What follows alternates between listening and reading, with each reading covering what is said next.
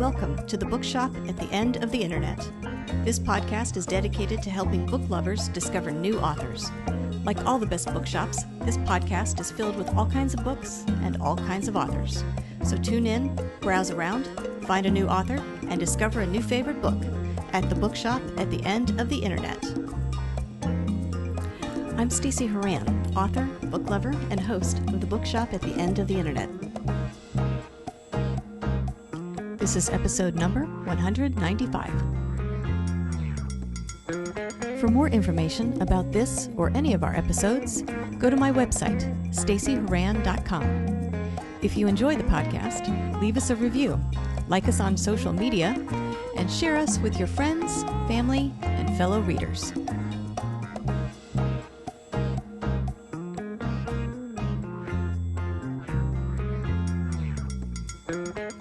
In today's episode of The Bookshop at the End of the Internet, I'm chatting with author Douglas J. Wood about his new book, The Shakespeare Killer. It is the sequel to his critically acclaimed novel, Blood on the Bayou. In this new thriller, an FBI profiler is on the hunt for a serial killer whose actions indicate that he is taking a particular William Shakespeare quote literally, "Kill all the lawyers." Doug became fascinated by his research into FBI profiling, and this interest helped him craft his main character, Special Agent Chris DeMeglia, a man who is a consummate professional in his work, but flawed and struggling in his personal life. Doug also took a great deal of care to weave into this story various Shakespeare theories and quotes. The result is a fast-paced police procedural that is every bit the cat-and-mouse game. An attorney himself, Doug practiced law for nearly 50 years, but readily admits that writing fiction is his passion. In this episode, I'll chat with Doug about his writing journey, the various other books he's written, including a legal career memoir, and why he thinks lawyers are well suited to write novels about the dark parts of our society, as well as a few other things. Coming up.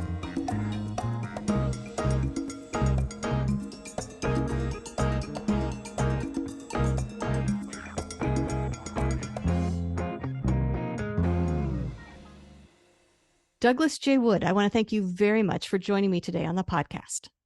Thank you for having me. I thought what we could do today is start by talking about your new book, The Shakespeare Killer. If you don't mind, tell us a little bit about this book and what inspired you to write it.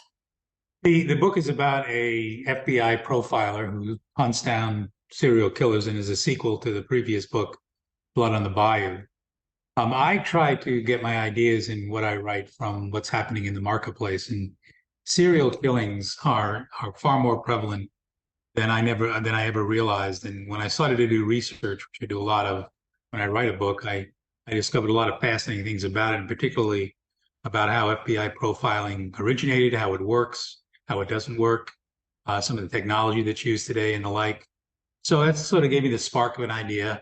And then I came around to writing Blood on the Bayou first, which was serial killer in New Orleans.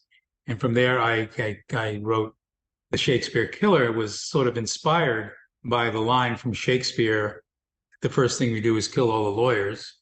So it's a story about a serial killer that is murdering defense attorneys. So I figured, as an attorney myself, what's not to like about that? The legal profession and lawyers seems to be a really good fit, perfect fit for thrillers, mysteries, dramas. Why do you think that is? When from the outside looking in, or even from the view inside on many days, the legal profession is not necessarily exciting. Yeah, well, that's very true. Maybe that's the reason that we're all looking for excitement. That may be the main cause of it. I think that the reason that many, or a good number of mystery writers and thriller writers are lawyers is because we're cynical by profession, and we like to dissect things and get to the cause of things and to resolve what on the surface may seem like mysteries in getting to the truth about a particular matter or a case. So we're sort of in that zone where we're a little cynical and a little curious and are diggers to the truth. From there, I think it's just a function of what we see in our profession, particularly if you're a criminal lawyer is you see a lot of the very dark side of things. And even if you're not a criminal lawyer on the transactional side, you also see a lot of the dark parts of people who are trying to either fool someone in a deal or get out of a deal or whatever it might be. So we see the darker side of things. I think that all combined sort of makes us potential writers. Well, let's talk about the Shakespeare Killer. In particular, I'm curious about your main character, FBI Special Agent Chris DiMeglio. Tell us a little bit about him. How did he come to being? What was the inspiration for him?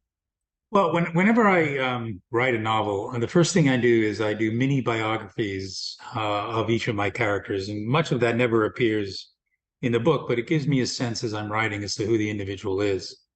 In looking and researching the famous FBI profilers that have come about, I tried to take little pieces of them and to create a character that was complex and was conflicted and was anything but perfect, but nonetheless did a good job at his focus of profiling and understood it. So he was very professional at that level, but had a lot of flaws in the real context. So that my character, I wanted to create someone who was plausible to people, that people could identify with. One of the things I try to avoid is the kinds of characters who are superhuman. I mean, I love the works of many of the thriller authors and the mystery authors, but what they have their characters go through, no one would ever survive.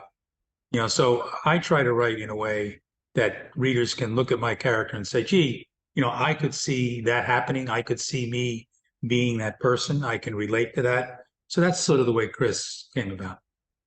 Let's talk a little bit about the mystery in this particular book.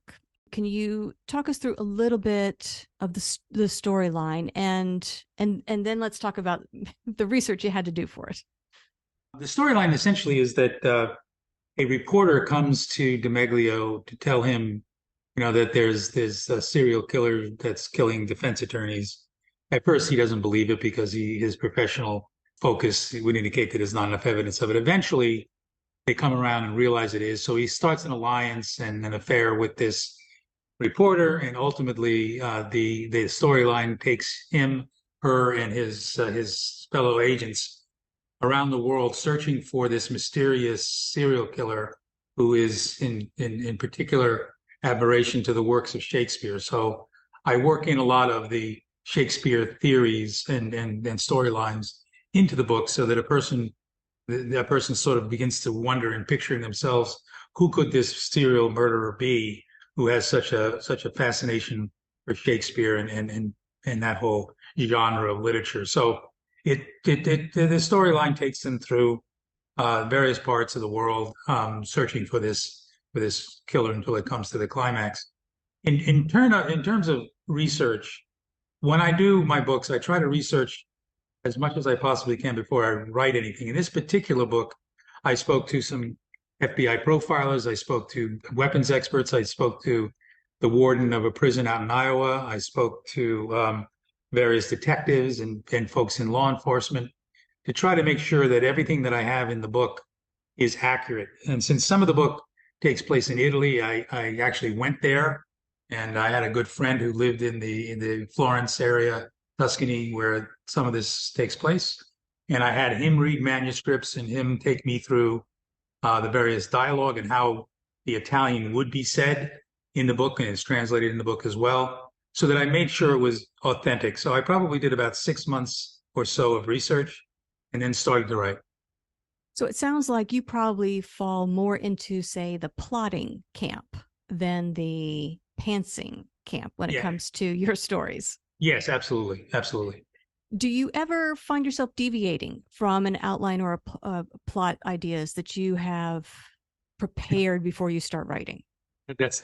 I'm laughing on it because that's a great question. Yes, I do. It happens usually about 2 or 3 in the morning when I wake up. I'm in a dream, and I say, "Gee, maybe I'll take that direction instead of another direction." So yeah, I try to be organized and logical and linear like most lawyers would be, but I do get diverted quite often. So in the end, my books tend to have parts and things in it that I didn't anticipate. Do you end up at that point pausing for extra research or whatever, or do you fill that in later? It depends. I mean, Hmm. sometimes it'll require additional research, and other times it's just really just taking a pause, quite frankly, for a little while and thinking about it and trying to make sure I'm comfortable that whatever deviation I'm taking still stays true to the characters and to the original plot ideas. One of the challenges is always to keep the plot going in an interesting fashion for the reader, so that when they get to the end of the book, they sort of walk away from it saying, "Wow, that was a good story and it ended well." So, that requires deviation quite often during the writing progress. And either that's a pause, or it's more research, or it's talking to a lot of people. It's giving people, manuscripts or partial manuscripts and asking them for their reactions and those kinds of things. So it's an iterative process.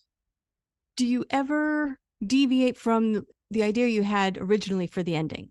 Or are the endings to your books always the way you've planned them? No, I sort of have a rough idea. I know I want to have a twist in the end, Hmm. and I also know that I want to, sort of resolve the storylines. I don't like books where there's things kind of hanging out that you don't know what the resolution was. So I know I want to do that, but along the way, I'll have different ideas that come to mind. I'm writing now the third of the trilogy with Chris DiMeglio, and I have the storyline essentially down, but I don't have the ending done in my mind. And so I'm sort of stalled right now and keep thinking about it. And I'm confident, as with all my books, sooner or later, usually at 2 o'clock in the morning, I'll get an idea for the ending, but I don't necessarily have it when I start. I see. So at some point you say, that's what happens. And then you're free to write the end. Yeah, exactly. Quite literally, Stacey, I don't, it's weird sometimes the way it comes to me, but all of a sudden I just wake up and I go, wow, I was missing that. And then I'm able to figure out the ending. Yeah. Well, you mentioned that you're writing book 3. So is that the plan for this character and his story arc, 3 books, or do you see this turning into a longer series? I kind of think that in all likelihood it's 3, only because in my writing I seem to settle on a limited number in a series, because I think the characters get stale. I think the stories get repetitive. I'm no one to compare myself to any established author, but some of the established authors out there who have a constant character that they'll write, 10, 15 or whatever books about.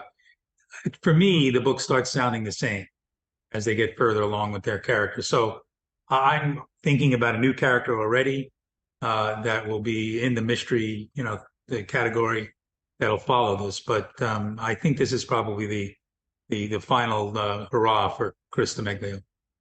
These books, Blood on the Bayou, which you mentioned, book 1, The Shakespeare Killer, your current one out, book 2, and then the third one. These are not the only books that you have written. You have written quite a number of other books. Do you want to maybe tell us about a few of those, maybe a few of your favorites? Yeah, sure. I started out with my first trilogy was the presidential series, we call it. It was Presidential Intentions, Presidential Declarations, and Presidential Conclusions. And it's the story of a character named Samantha Harrison, who becomes the first woman president of the United States, and the journey that she went through in going from a very optimistic individual and a believer in the goodness in politics, to the compromises and the sacrifice she and her families had to make before she ultimately became president, and then through the conclusion of the book. Those are the first 3. The next book was one that is my autobiography in a way. It's a memoir called Asshole Attorney. I'm not sure if the podcast is allowed to say that, but it's the story of first 40 years of my legal career. I'm an entertainment lawyer, so I've had a lot of really crazy things happen to me over the years. And so my publisher said, you ought to tell people about that. So I did. So that one's Asshole Attorney. Then I wrote Dark Data, Control Alt Delete. That's a book where Russian oligarch teams up with a radical terrorist and uses social media to try to upset global financial markets. That won some awards. Then the next one was Dragon on the Far Side of the Moon. And that one was inspired by, I noticed one day how much effort the Chinese are putting into landing on the moon and being the next folks to put manned crews on the moon.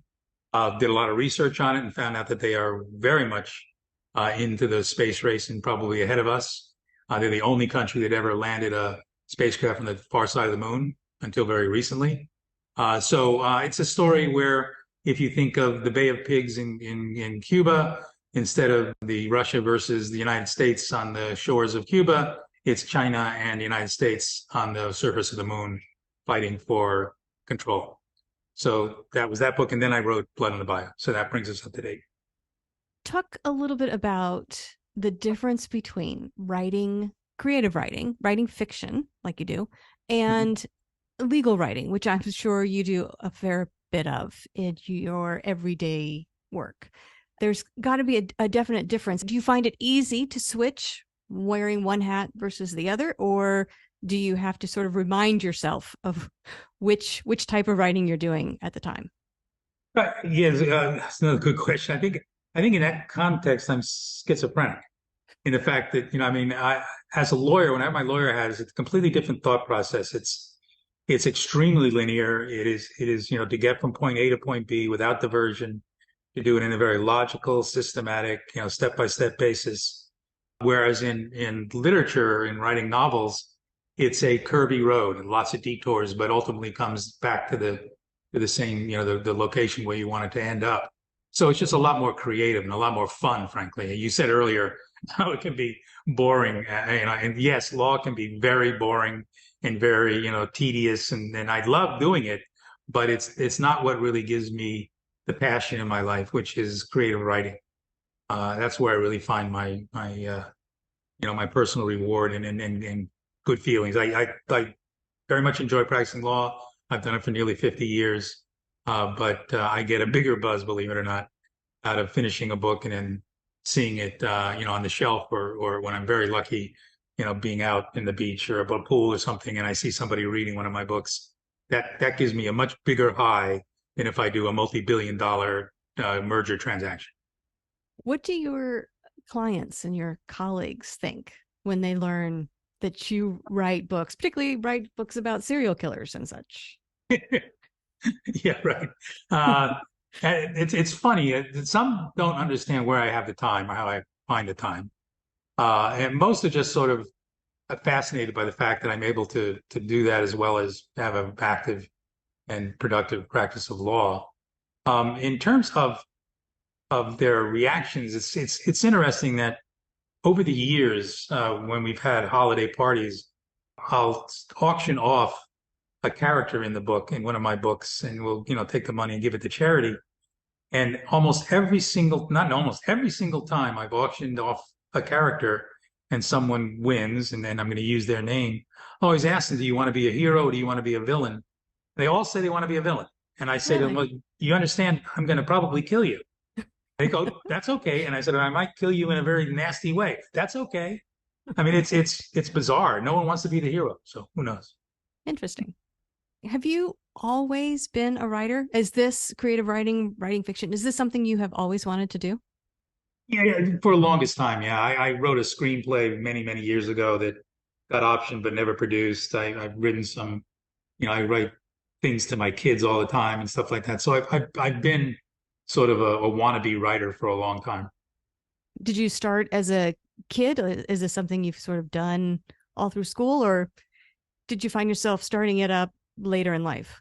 Oh, it was later in life. That Yeah. definitely much later in life. It wasn't until I was I'm now 73, and I really started writing earnestly and with meaning probably 20 years ago. And the last 10 years have been when I've been most prolific. So what does that mean going forward? Do you think you'll be even more prolific in the next 10? Yeah, I hope so. I mean, I love doing it. Yeah. It's hard work, and it can, it's tough in the sense that, you hit writer's block. You're trying to figure out solutions to problems and things like that. So it's challenging and hard, but I really enjoy it. It keeps my mind moving. Yeah. I certainly don't want to see myself in, too many years ahead writing another contract or handling another another dispute between two clients. I've kind of done that long enough, and I want to move on. Yeah. Well, what other goals do you have for yourself on this writing journey other than finishing this trilogy? What other goals do you think you have? I suppose the New York Times bestseller list would be okay. Sure, that Uh, would be okay. I don't know that I necessarily have any real focus on a specific goal. I just enjoy the writing. I want to make sure I come up with some other ideas. I've got, in addition to the third trilogy, as I said earlier, I've got an idea for another one, another series, and then there's another idea I have for a book. So I just love trying to figure out the ideas, bouncing it off friends, and just, trying to create things that'll stand a test of time. Yeah. What do you find to be the biggest challenge for you these days with writing, either the way you write or what you write or the business of writing? And is that the same thing that challenged you when you first started? The challenge now is satisfying my feeling that I'm being creative and original and compelling in the writing. In the beginning, my books have gotten, I think, and I hope, better over the years in terms of my writing skills. So early on, I wasn't nearly as cognizant of the art, if you will. I kind of sort of assumed that if I had a good story, I could tell it well. Well, that was not necessarily the case. And my early books, I went through many, many iterations and got beaten up a lot, by editors. And, much as I hated it then, I realized how important it is. Today, I have a very great appreciation for the editing process. So I think I've become better at that part. But that part is also sometimes the most difficult part because you have to be patient. You have to, allow for a lot of time and a lot of dialogue. It's not something that's sort of just, you pull a rabbit out of a hat kind of a thing, which is what I probably naively thought when I first started, that I could just like I do a contract, I could write a contract in a matter of a few hours, tweak it a few times, and it's done. Not the case in publishing. Has there been any advice you've received along the way that has made a difference in either how you write or how you tackle the business of writing? Yeah, well, it's kind of varied. What I do when I'm done with my manuscript, and that's usually, as you know, an early draft. It's not what ultimately gets published. I have a group of about a dozen people who I've cultivated over the years, who I respect in different genres of what they do for a living. From people who are in the police and in law enforcement to people who are, in religious areas, and some people who are in politics, people who are, the various genres. And I depend on that group to give me the feedback. So I get a lot of advice from them on characters, on plots, on various things that are incredibly helpful. And then I go through that process, submit it to the publisher, and go through the editing process there. And then again, we submit it to some pre-readers and another group of people I know, and get some feedback there, and then finish it up. So as an author, I get advice from a lot of places and a lot of people. And I think that's important to the quality of the product, because you want people to really question it so that your creative juices react and you come up with something that's going to strike the reader. Because in the end of the day, unless the reader likes it and wants to take it to the beach and sit down and relax with the book, you might as well, stay to nonfiction. Well, you've been at this creative journey now, this writing journey, for about 20 years, you said. Right. What has been the best part of it for you? Okay, this is going to sound a little strange, but when I get the first hardcover copy of one of my books and hold it in my hands, it just gives me an unbelievable feeling of fulfillment because it's something I created. This is the physical embodiment of something that came from my mind and is now a physical thing that I can hold in my hand. That may sound strange, but that moment is when I get most invigorated to say, I can do this again. I'm going to do another one because of how good it makes me feel when I finish the process, finish the journey. Yeah. Yeah. I don't think that's strange at all. It's proof that you put something in the world that didn't exist before. Yeah, it's not quite like bringing in a child, but it's, from an author standpoint, it's kind of is a child, It's close. Yeah. And real children talk back to you. Books don't, so which is a good That's true. That's true. Although if they're waking you up at 2:00 in the morning, maybe they there are. you go. There's something else that's waking you up, some demons in your brain. And I hear you. I hear you. Well, if people want to learn more about you and follow along for new releases, all that good stuff, where should they go to find you and that information? Well, the easiest place to find it is at douglasjwood.com. Make sure you put the J in there. That's my website. It has all of my works and all my blogs and all the things that I do in this publishing world, in this writing world. And then obviously, my books are available on the usual outlets and Amazon, Barnes and Noble, etc. So they can find stuff there too by searching and seeing the information that's listed there as well. So they're out there. Good, good. Well, Doug, I want to thank you very much for joining me today on the podcast. And I want to wish you luck with The Shakespeare Killer and completion of the trilogy with book 3. We will look forward to that. So congratulations on everything you've accomplished so far, and best of luck with the rest of your writing journey. Thank you, Stacy. Much appreciated. The Bookshop at the End of the Internet is a podcast dedicated to helping book lovers discover new authors. Like any good bookshop, this podcast features a wide variety of books by the equally varied and interesting authors who felt compelled to write them. This podcast gives you a chance to meet these wonderful writers and discover your next must-read book. Listen to the authors describe their books and tell you their stories in their own words.